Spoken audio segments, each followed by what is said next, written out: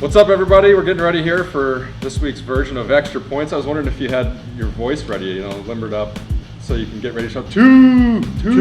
Yes, I could do that. Are you all set I'm for all that? set for that. Yes, let's get it. All right. Yeah, Well, all right. that's what's coming up Saturday. The WIA wrestling postseason kicks off with regionals, and There will be a wrestle back at 195. and a lot of people will be yelling two. We'll be throwing things onto the mat at that point because it's already been a 6-hour day. Well, I don't know. I don't know about that. Let's not get carried What's away. coming up on this? Well, edition we're of going to Extra talk Points? wrestling. Yes, we are. And swimming, both at the high school level. The postseason is here. It's upon us, starting Saturday. So we'll start out there. And then I think it's time to take the lid off of your red-hot Milwaukee Bucks, Mine? who are just in fuego right now, and actually they're entertaining. I mean, I'm not a big NBA fan, but the Bucks, I will say, are entertaining to watch when there's absolutely nothing else on TV. Better than most people expected, and Yes. I think you could probably say that for the Janesville Jets Oh, as my well. goodness, Maybe a lot of wow. people thought they would be good, but have won 20 of 21 games. So we'll wrap it up with some talk about local hockey, all that and more coming up on Extra Points.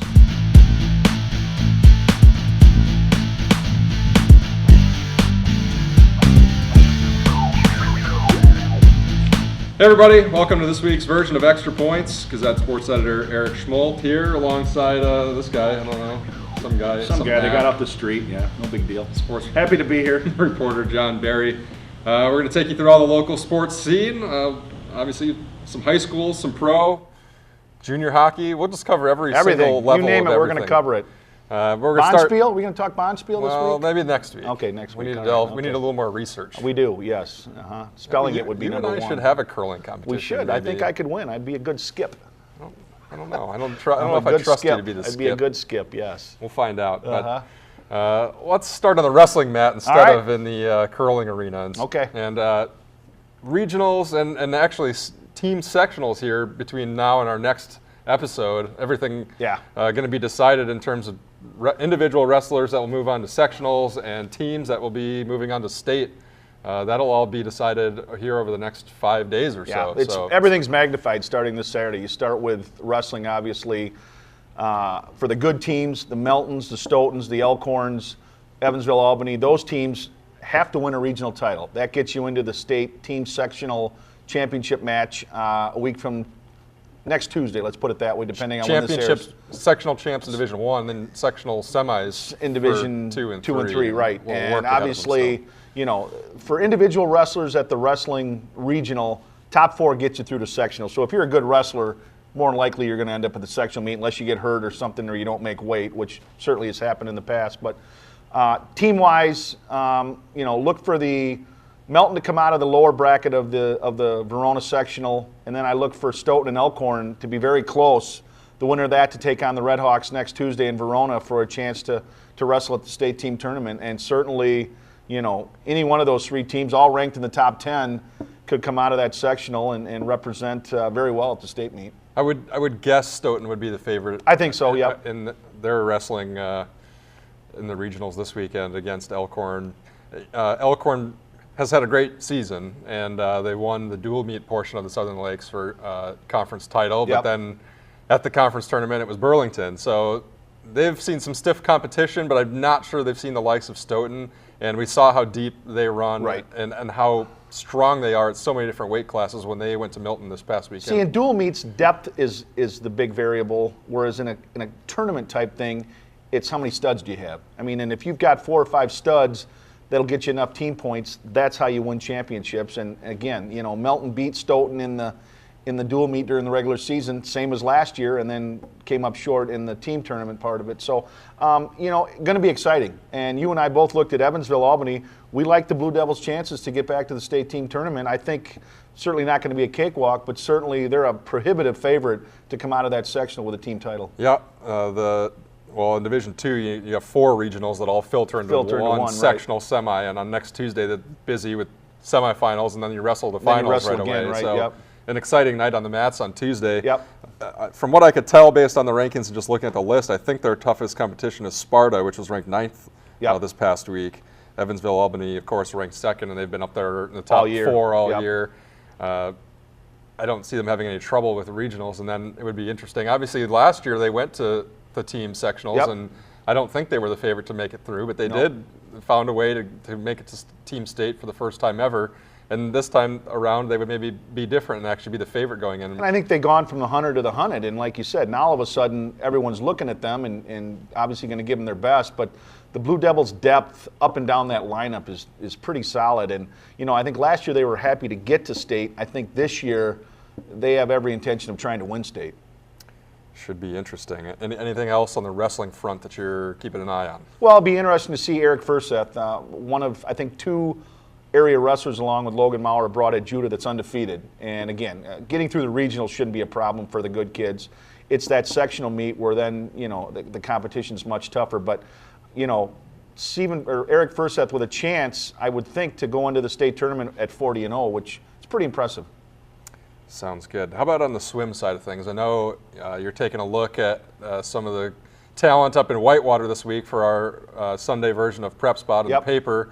Maybe we start there just with what they've been able to accomplish and what you'll look for from them here as sectionals come into play. Well, on and Saturday. sectional swim is kind of funky in the sense that the winners are the only ones that automatically advance to the state meet. So where you place this week isn't as important as what your time is.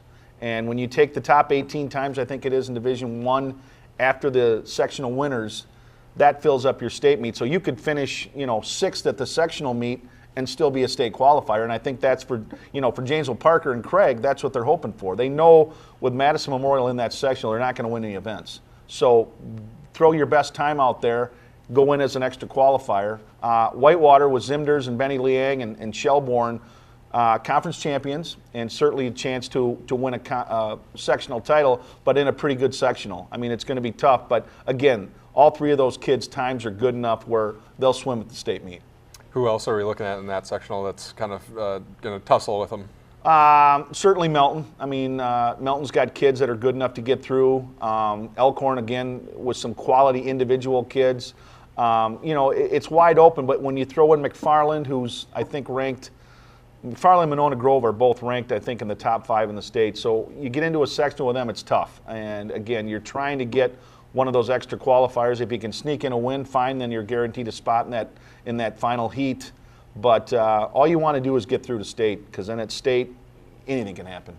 I think we mentioned him here last week or a week or two ago, but Madison Memorial, again, just with the conference crazy. meet. From all indications, this is the best high school team the state's ever produced. And that's saying a lot, because there's certainly been a lot of good teams through the years. But, I mean, they won all 11 events at the Big 8 meet, and their B team in the 400 relay finished second to the A team. That's crazy. That means the 8 fastest 100 freestylers in the conference are on the same team. That's just crazy. Imagine practices. Oh my goodness! I imagine swimming varsity and being pushed every day, and I'm the 6th fastest guy on my team, but I'm faster than anybody else in the conference. I mean, that's just crazy. So yeah, that's the start of tournament time here. It's pretty fun exciting. times. Yeah. Seating meetings also taking place this weekend for boys and girls basketball. So next Tuesday's show, we can maybe break down, the local brackets, so to speak, and see what that has to offer for us. Sounds good. For now, we'll move on to basketball, but on a higher level, since you're just all about. I'm all about the Bucks. I'm all about the base, and I'm all about the Bucks, because right now they're fun to watch. I watched them last night against New Jersey. They got down 17 early, but in the NBA that doesn't mean anything. And really, with Giannis and the rest of that crew, he was Eastern Conference Player of the Week, kid from Greece, who's just going to be a phenomenal player. Can't say his last name. I can't say his last name. I don't even want to try to say his last name. Tim Seaman, one of our coworkers, has it on the back, and it basically covers up his entire back. So, but no, I mean, Jason Kidd's come in there. A lot of questions. People questioning the choice of Kidd as the head coach, but done a great job. They're, I think, 20 games better than they were last year at this time. They need one more win to double their win total from last year. Win total from last year. New owners, talk of a new arena. I think a lot of people maybe in the last couple of years thought that Milwaukee might be on their way out of town, and now it looks like maybe just the opposite, that maybe once again they'll be relevant in the NBA, and for those fans that have stuck with them, and I mean, that's a big thing. You don't want to see them leave. You don't want to see them go to Seattle or wherever it might have been, and if they get a new arena with everything else that can offer, it's big news for basketball fans and certainly for Milwaukee Bucks fans. The other thing is, when they brought Jason Kidd in, I didn't really know what that was going to mean. He was in Brooklyn for like a cup of coffee. Right, yeah. I don't really like guys that just kind of jump around like that, and you wonder, does he really do the have same what it thing? takes, Yeah. or does he have what it takes to bring a young group together, or was that just a fluke? And by all accounts, I mean, everybody seems to be completely bought into what he's doing. And I mean, they lost Jabari for the year, and that hasn't seemed to really help. No. They haven't missed a beat without him, really. And, you know, pretty interesting that with all the stuff that they've been through, and with the first-year coach, and with being so young, that they're still doing so well. They have basically nine role players in Giannis. With Giannis and Brandon Knight, you've got two all-stars, but then everybody else is a kind of a bit role player, and you know, it seems every game somebody different stepping up and making plays and making things happen. And the biggest thing for the Bucks is they're playing defense. You know, kids got them playing defense, and let's face it, that's been an Achilles for the Bucks for the last 10 years, is they never played in general. And you know, they're holding teams to 80, 85, 90 points, and that's rare for a Milwaukee Bucks team. Usually they're getting into a shootout with somebody and they get beat at the end because they don't have any go-to players. But now, not only do they have a couple of go-to players, but they play defense. So exciting times, Milwaukee. If the arena part of it gets done, which it sounds like it's going to, you know, again, they could be relevant within the next 5 years. And probably less time than that. Less time than that. And if it's anything like the transformation the Brewers made once Miller Park opened, if the Bucks can get something similar to that with a new arena, then how great would that be for Milwaukee and for the state in general? And should mention the All-Star game coming up this Sunday, weekend, and we'll get a chance to see Giannis and Brandon Knight both playing. Giannis playing in the future All-Stars game as a second-year kid, and Brandon Knight in the skills competition. And I'm looking forward to Giannis in the dunk competition because there's word that he's going to bring a car in and jump over the car to dunk. So I'd like to see that. I feel like that's been done. It has been done, but if that guy seems like he could take off from the free throw line and dunk. Maybe you should bring in like an airplane or something. Yeah, do something really funky. Bring in whatever, a 12-foot ladder and jump over that and Maybe dunk you it. could go up there and show him the ropes. I could, Maybe yes. Give him a few tips and tricks I could on how bring to dunk. the little 8-foot rim down there and do that, You might have to lower it to 7. It's a 7, maybe, yes, or a mini tramp. All right, we'll keep an eye on the Bucks here as we move forward and head to the All-Star break. They could reach the All-Star break with twice as many wins as last year. They could. That's amazing. Pretty crazy. Not quite as crazy as a 20 out of 21 game winning streak for the Janesville Jets, which has just been kind of crazy to watch. And we're technically like 3/4 of the way through the season, and they've already clinched an NAHL playoff spot. So we're looking at a Jets season that is going to be beyond anything that they have ever put together, and it's been pretty interesting. It was pretty fun down there. Friday night they had a full house for a win over Cooley Region 4-1, and maybe the playoffs are just what they need to maybe drum up some excitement. Well, I think more than anything else, I looked at the schedule, and if they would happen to get in the Robertson Cup, I've already put in my credentials to go to Fairbanks, Alaska. They would play the Ice Dogs in best out of 3 for the Robertson Cup, and I think it'd be something that would be fun. But no, I mean, it's a great story. There's a lot of time before that. I mean, you got to go through the divisional playoff rounds first. You do, so. and it's still a great story. And like I say, for those that haven't had a chance to get down to the ice arena, just get a chance to get down there. Go down there, watch a game on a Friday or Saturday night. It's good entertainment with a good product. I mean, the Jets are, the best record in the NAHL, and some kids that have already committed D1.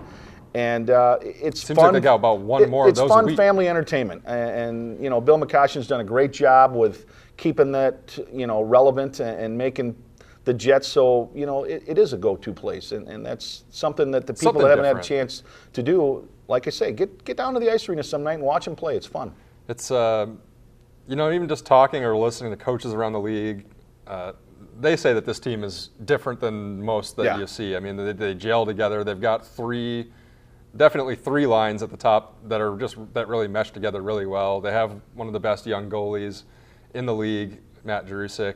They brought Blake Rybrick in, who stepped in when Jerusik was out. Like, everything seems to just be going right. There hasn't been really anything that's gone wrong outside of maybe actually Evan Fino, who committed to Air Force last week, got hurt during last weekend's series, and he might be out for a little while. But even when guys have been hurt, somebody else has stepped in, and it hasn't seemed to miss a beat. And pretty fun to just watch a team that has chemistry like that, and we'll see what happens here. They've got 14 regular season games left, then the playoffs will start. I mean, you can't watch the Jets here in town in February again. They're off on the road, right. But they'll be back in March for a couple series, and then I mean, they'll be hosting playoff games. Yeah. It seems it could be Like for I say, a few more weeks. Just take the family down there on a night. It's cheap, fun entertainment, and you may be surprised that you may find yourself going back again. Mitch Fossier, too, I should mention. I mean, he was the star of the week. He was, and yes. I mean, it seems it would be weird if he didn't set the new program points held by Ross record Norman for most points in a single season. So right. There's a lot of talent down there. We also have the high school playoffs that are about to kick into gear here. The brackets came out Yes, this they week, did. so you can start filling them out if you want. And that's the Bluebirds, the Janesville's boys co-op team, made up of Craig and Parker players. They get a bye the first round. They're the number 3 seed, and will likely play Beloit or Monroe in their first tournament game. And the Bluebirds next Thursday at Bluebirds a team that, let's face it, when they're playing well, they can play with anybody. They've beaten a good Madison Memorial team. They beat a good Madison West team. They've had some close losses. They really haven't been blown out. They've had a couple of games that got away from them late, but really been in every game. And a team come tournament time with the kids that they have could be a tough out. A team that I'm sure there's teams out there seated ahead of them that probably don't want to see the Bluebirds. And Milton, we should also mention, will play Milton will Greendale. Play at Greendale, yep. That's next Tuesday. And good for Milton. First-year team. They've gotten a couple of wins. And let's face it, you can get a couple wins in your first year. All you're doing is building toward the future, and that's exactly what Milton's doing. And certainly in years to come, as that program gains its footing, they're going to be better. Just kind of looking ahead, it would be the Janesville co-out, if the seeds all played out, right, versus Waukesha North in the sectional semifinal, which would a team that beat them earlier, but close game. And John Maurman, the coach of the Bluebirds, would be the first one to tell you we can play with Waukesha. So, there's not anybody on there that the Bluebirds can't play with, and certainly come tournament time, John will have those kids ready to go. Got to get there first. Got to get there start first. No, overlooking anybody. Doesn't mean anything on paper. And of course, the Rock County Fury, the girls co-op team. It's Beloit, Milton, Janesville, Clinton, Monroe. Yeah, but Daryl Moore's done a good job, because let's face it, that's not an easy task. it's tough to coach a high school sport when you're not in the school. When you've got 15 players from 5-6 different schools, you got to find your way to practice, you got to find your way to games, and it's a tough task. And Daryl Moore's been doing that for a number of years and does a good job with those kids. They're pretty young, and they've had some quality signature wins this year. And they've also been, outclassed in a few games, and that's simply because they're just a young group that's going to get better. And they go to Middleton next Thursday for a sectional regional final. Regional final, and Middleton beat them during the regular season, but I think it was competitive. I don't think it was a blowout by any means. And again, those freshmen and sophomores have a season under their belt, and they're a little bit more experienced now. And I think the Fury can certainly play with Middleton, and again, one game at a time, and see what happens.